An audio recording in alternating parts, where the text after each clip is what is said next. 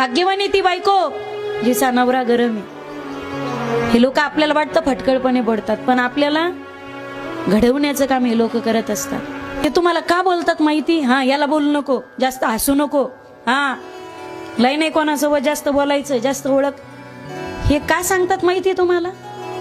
येडे आहेत का ते? त्यांना हौसेक तुम्हाला बोलायची।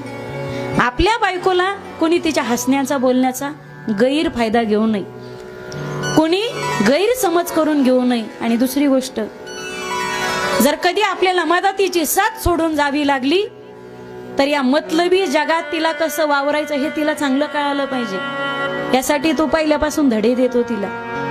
तो दुश्मन असतो का आपला?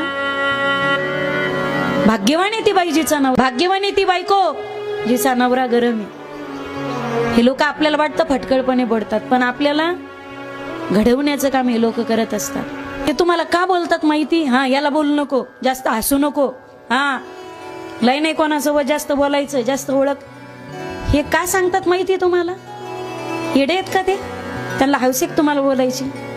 आपल्या बायकोला कोणी तिच्या हसण्याचा बोलण्याचा गैरफायदा घेऊ नये, कोणी गैरसमज करून घेऊ नये। आणि दुसरी गोष्ट, जर कधी आपल्याला मदतीची साथ सोडून जावी लागली तर या मतलबी जगात तिला कसं वावरायचं हे तिला चांगलं कळालं पाहिजे। यासाठी तो पहिल्यापासून धडे देतो तिला।